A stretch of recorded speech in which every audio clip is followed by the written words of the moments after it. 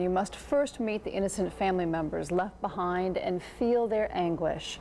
Here's part one of Kendra Farn's special report, Heroes of Hope. Kupres, Bosnia, where life once meant something. Today, it is death that dominates. In this war, I actually seen about 5,000 dead people. Kupres is a small village near Sarajevo, for centuries mostly populated by Croats. That was until 3.5 years ago, when the Serbs saw Kupres and its roadways as strategically important, crucial to winning the war. On April 4th, 1992, the Serbs came down from these mountains and attacked. And they literally start going to the houses and they start killing people with the idea if they put them in mass graves, most likely no one ever is going to discover these mass graves. So many people escape in the woods. Many people die. Many civilians die in that because people are moving and they shell over the civilian. In 1992, this was a town of 6,000 people. Today, there are less than 2,000 living here. Most of the others were killed. Some are still missing, and some chose never to return. Kupres, you can't stop to feel the tragedy of the war, the misery people suffers because of the war. They are innocent people. Somehow you affect their life. As an individual, I wish I can do much more to help them, to rebuild their town, to help their family. Yes, the town can rebuild, house can repair, but the lost one will never find them back anymore. Though the people themselves for years had not faced that reality. After all, they'd lived for so long on hope, false hope, given to them by the Serbs. They used to send pictures from this big prison of the soldiers, of the civilians who are already killed. They used to send these pictures and ask money. So of course, parents, they used to send money, they used to do anything just to keep relatives or brothers, sisters, fathers, mothers alive. So after years of pain and deceit, they have found an American doctor whom they can trust to listen to their tragedies and help put the horror behind them. We flew 30-some hours, come to Croatia. Yes. 4,000 miles away. Just to want to come to meet you and to bring the good wishes from the American people to you. I really think that United States is power, only one able to do changes. So when someone comes, anyone comes from the United States, they want to talk. They have to speak with you, Channel 8, for hours. They thought it's extremely important that somebody hear the truth and somebody who is going to tell this truth all the way around. And my heart is with you. We gathered in a small schoolhouse where the clouded windows and the children's snowflakes seemed to hide, if only for a moment, the pitiful remains of their devastation. From what was once their house of worship to the entire town now home to British soldiers. The war left no place, no one untouched. And that he changed his war home at Connecticut with this cold Kupres. It was cold in Kupres, but we would quickly learn that the hearts of these people were even colder. For all our American friends, I wish welcome and just one message, tell the truth, what you saw today. And what we saw that day, what we heard and what we felt, went beyond words, beyond what the heart or mind could handle. They killed his father. They killed his father in front of him. And they first him slaughter, but not food. They allowed him to live. And after that, basically, they stick a knife in his heart. This woman and her family came face to face with the war in a Serbian prison. She was in the prison with 2 sons, and they were killing. They were punishing or they were beating both of his sons in front of her. When the war began, this woman was expecting her first child. Her husband was killed on the 4th of April 1992, but she got the baby on 9th of April 1993, 5 days, a couple of days after killing. Her husband was this man's son. And our hearts are broken, and we appreciate all your help, what you're doing for us. Their heartbreaking stories seemed endless. I don't know what else I can say. It's a lot of sadness in my heart. And thank you for all who help us that we can live as a human being. Dr. Lee tells her he feels that same sadness. Hopefully, the world will learn a lesson, the message, everybody can live peacefully. You can see this feeling, mutual feeling. They kind of feel comfortable with me. I feel very comfortable with them. It's like a part of my family. Right now, she lost husband and all her family. If you can send a message to all American people and President. Her message, help us establish peace so that history will not repeat itself.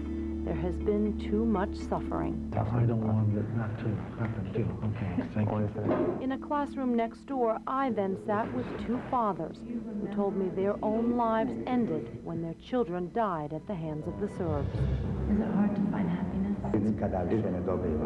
It's very hard to say for me because I lost my son, and that's my best value I have. His daughter was a teacher here, forced to quit when she joined the Croatian Democratic Party. She became a journalist, and her Serbian neighbors betrayed her. This colonel, when he came, Serb colonel, first asked where is her, because she is writing for newspaper, and they know that she is writing true. And they surround the house and start shooting. And shooting, and shooting, and shooting. And the atrocities went on. They killed them on the field, but they didn't allow us to come to get the body. Later on, they came to them and they burned them. They killed him right away, but all time they told her that he basically disappeared. They still think, oh my God, I mean, he's somewhere to live and he's going to appear, or Serbia, they're going to allow them to go one day. So they lived in hope, all families. They live in hope because they know no other truth, until now.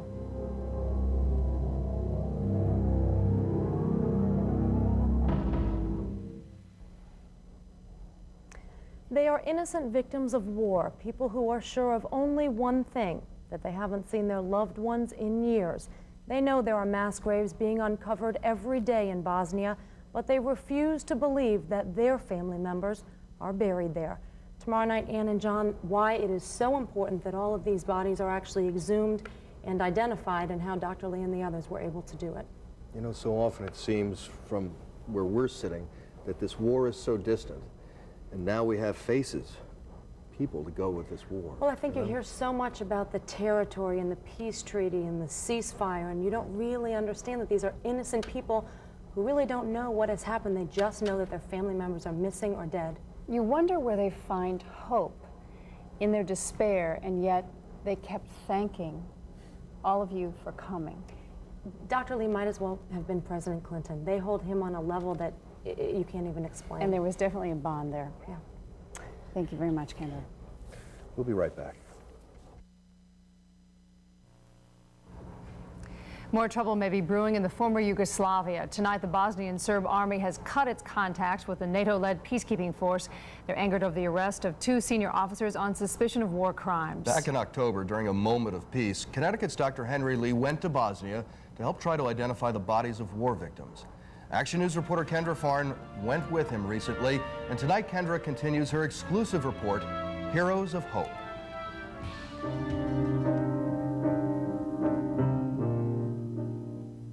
A memorial stands in Croatia's capital, 1 brick for every person missing. It is a place where a young boy can pay tribute to his father, a place those who survived the war visit each and every day. And in a cemetery, thousands of burning candles for the thousands of Croats and Muslims who may never be found, or whose bodies may never be identified. No one of them knew really what is going on. and without identification, they still live next 5, 10, 15 years with a hope, which is really not a real hope. Dragan Primorac, a Croatian doctor at Yukon Health Center, made it his mission to try and end the heartache in his homeland. For help, he called AmeriCares. I thought this was a very interesting project, but it did not fit within our scope, which was to help sick people get well. But these people were sick with the feeling of loss and uncertainty. I figured if there was any way to help them by identifying these remains, they could at least put some sense of closure to the situation and they could get on with the rest of their lives. AmeriCares put together a forensic dream team like no other. Dr. Henry Lee and doctors Michael Baden and Barbara Wolf from New York, all part of O.J. Simpson's defense team. Now they were headed to Bosnia. The mass grave is located 4 miles outside of the town of Kupres. The first task, exhuming the bodies. You can't just use a bulldozer to take everything up. You're going to destroy a lot of bones and the human remains. So they'd use their hands to dig, uncovering evidence of unimaginable torture. Many of the dead had been tied up, wire around their arms and legs, and buried among the bodies, live grenades. It's really dangerous, so I was afraid for my people. Of course, you know, you have to worry about your own safety, take the precaution. But once you take that assignment, we usually put that behind. When you're number up, you're number up. We have to do whatever we can do the best. The doctors started with basic preliminary identification, trying to determine the location of the bodies. How the dead were lying in a grave can help determine how they were killed. They searched for personal belongings, taking notes on scars and other obvious marks. What they believed to be the bones of one victim would later be questioned. They learned that in the past, the Serbs had used a bulldozer, mixing human bones with those of animals. It was a gruesome task beyond comprehension, digging up body parts as family members stood helplessly watching. So at the same time, you have to deal with the pain, which is not coming miles away, pain which is coming from 2 meters. It's people that are crying in front of you, you're not able to do anything. What is the difference between doing your job under the circumstances on, let's say, a crime scene in Hartford versus working in the town of Kupres? In a crime scene, it's limited. It usually affects 1 or 2 families. Usually we work with fresh evidence. Most of the time, I don't even talk to family. But the families would become even more involved when the 34 bodies discovered in the Bosnian grave were moved to Croatia. They were taken to Split, a city on the Adriatic coast protected from the Serbs by sea and distance. They were brought here to this hospital, the same hospital that has been sending its young doctors to the Yukon Health Center for the past 5 years. It is here where the families of the victims of Serbian atrocities hope for answers. They know what we do for them during this war. And our whole hospital is some sort of their last hope. Soldiers or civilians have prior dental records or any kind of x-rays. As the doctors spent hours poring over pictures, more than 100 families pored over cases of personal belongings uncovered in the grave. In the autopsy room, family members were then confronted with an unthinkable sight. For many, it would be their loved ones, remnants of their loved ones, their worst fears painfully confirmed. What was it like examining these remains and identifying these bodies with the family members actually right there with you? That's the worst thing. Working in an autopsy room is hard job, as you see during this visit. But worst thing is facing with family, because you see emotion. I'll try to leave my emotions outside of the autopsy room, otherwise you're not able to do this work. Yanya Cicek, a 104-year-old blind woman who had been missing. Her family would confirm that day that this was her body. Once when we obtain first results, we start getting problems, because at the same time they're still getting pictures and information from the Serbs. They tried to tell them not to believe the Serbs. But as you know, your last hope is all what you have. So if somebody kills your last hope, you don't have anything. That day really changed my life perspective. We have hundreds of relatives and their loved one disappeared. So they're all anxious to see the result, to find out whether or not the loved one still missing or being killed. So once we made an ID and the family member wanted to see it personally, initially they have a feeling mistrust whether or not the identification is correct. After we explain to them, they start break down, start crying. It is at this point that their roles go beyond that of doctors. We'll have to, as a psychiatrist or psychologist, try to comfort them, try to explain to them, try to share their grief. As you know, this time we went, a lot of family members appreciate that, the humanity side. Not just say, that's your body, period, don't talk to me. And they all grateful what we did. We spent some time, talk to them, to comfort them. And extremely difficult. And especially they start crying on my shoulder. And I feel my mind, my thought, my heart is with them.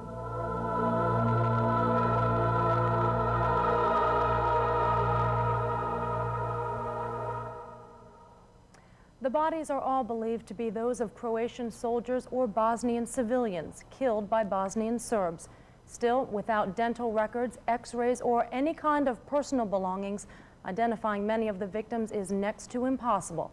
That is where Dr. Lee's expertise comes in. Tomorrow night, we're going to look at how DNA is used to identify all of these badly decomposed bodies that, as you know, have been underground for years. So in many respects, Dr. Lee and his team become archaeologists. They become archaeologists and teachers for these doctors as well. They try to teach them so that hopefully they won't have to keep going back there, and they'll set the protocol and they can do it themselves. All right, Kendra, thank you very much. We'll be right back.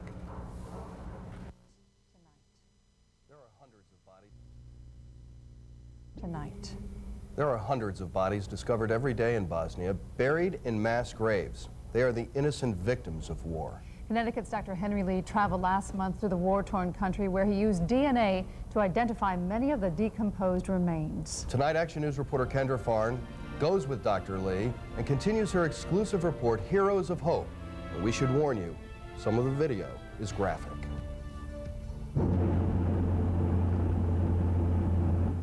Crossing the border from Croatia into Bosnia, you quickly get a sense of just how high the people here hold Dr. Lee, from the soldiers to the innocent war victims. We were escorted across miles of countryside to the mass grave where it all happened, the sight somehow less disturbing than Dr. Lee had faced months earlier. A 34 body was found, excavated from this area. And that's the few autopsy tables set. So each body was carried out, tried to put a marker, did some preliminary identification, and the rest of all shipped to split to do a further examination. So you actually would do the autopsies? Preliminary identification here. On because those the wooden benches? Wooden benches. Not really the conditions you're used to, huh? No. The doctors had filled out forms based on information from the families, from where their loved ones had disappeared to what kind of clothes they were wearing. He was missing one tooth on the right side, shooting third. Still, for some of the victims, there was just not enough to go on. The only remaining hope was DNA. The Perkin Elmer Corporation would donate this $25,000 piece of equipment that would make it all possible. They came to us and said, we have families who don't know if their sons are dead or alive, and we'd like to help them determine that. And since there are not a lot of methods by which you can do that, we felt very inclined to help them. As you know, those bodies are terrible condition, decomposed. So we are not going to expect to find any intact DNA. The hospital staff here couldn't find any intact, which put the burden on Dr. Lee to use different extraction techniques, taking the DNA from the bones, teeth, and ribs, where scientists have found DNA can survive longer in the body.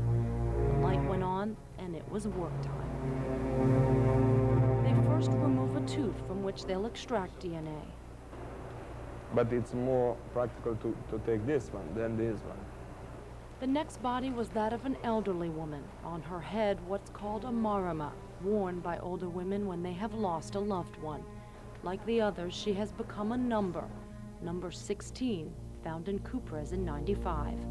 They mark what looks like a bullet hole in her left thigh.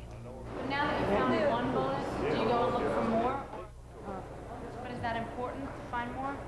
Once you found one? The cause of the death already. Right. Yes. But that's what I mean. Do you need to find more? Not really. The question now, what kind of bullet is it? Automatic gun. Machine gun. Machine gun? gun? Yes. No, that's too small, no? No, no, no. And is it manufactured by the Serbs? Just that. This one is there. Really. Okay. Because that's the common machine gun in this region. For prosecution's sake, they now know how she was killed. But for the family members, they must try to determine who she is. For the DNA, Dr. Lee looks for a small bone. Her hand. She lost her hand, huh? Yes. So they must take the bone from her foot. See this? No, look at the hand. Yes. The foot is so fresh, huh? So fresh, yes. If this video is disturbing to watch, you can imagine what it was like standing just inches away, the smell of death permeating throughout the room. The DNA is extracted from the bones and teeth, but because of decomposition, there isn't a lot, and it must be amplified. The method is called PCR, created by Perkin Elmer. From one strand, millions of copies can be made. They compare the genotype to that of the living family members. What you have in here, if you see mother is type B, father is type A, and a child is type AB.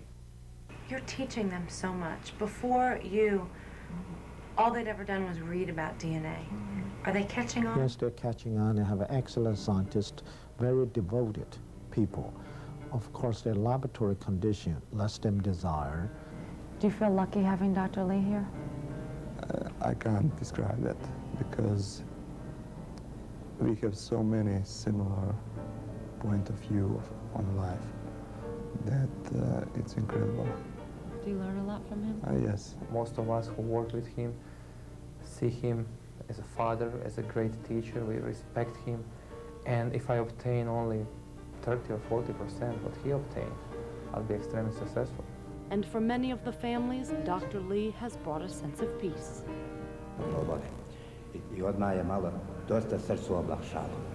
When he recognized his remains, his heart was really better because he know now where his graves, he know now where he can go put the flowers, and he feel better. Of all of your missions all over the world, and again, this one is volunteer, has any mission ever affected you like this one? Meeting with the family changed my life perspective. I really learned so much. Fame, money means really nothing. And life, the most important thing is to do something meaningful, constructive. If I can help any victims or society, I will do my best to do that. Life is just too short. But despite their tireless efforts, Dr. Lee and the others know there will be war victims left behind, who may never be found or may never be identified. We're still finding each day graves from the Second World War, 50 years ago. And I'm afraid, unfortunately, that we have to work really, really hard and for a long period of time to put all this identification process on the place. And we're also going to help to prosecute war crimes. Reći im istinu. And tell the truth. I na taj način pravda mora biti zadovoljena. And justice must be satisfied. Justice will be satisfied, and life here in Bosnia will slowly return to normal. And even though it is goodbye, they know it is not the last. It is not the last goodbye because Dr. Lee has pledged his support as long as the Croatian government needs him, though the hope is that he and the other forensic scientists have raised the level of expertise at the Split Hospital to the point that they no longer have to be involved in the identification process. And Dr. Lee tells me that just as in the O.J. Simpson trial, he says he takes no sides, that if the Serbs request his help in identifying human remains, he says he will do that. He says his duty as a scientist goes beyond that of national concerns. You asked Dr. Lee how it impacted him. How did it impact you to be there? My first reaction was, I'll never complain about anything again. If I have a bad day, it's just not that bad. These people are so pathetic and so helpless. You don't know if life will ever be the same for them. It's really tragic.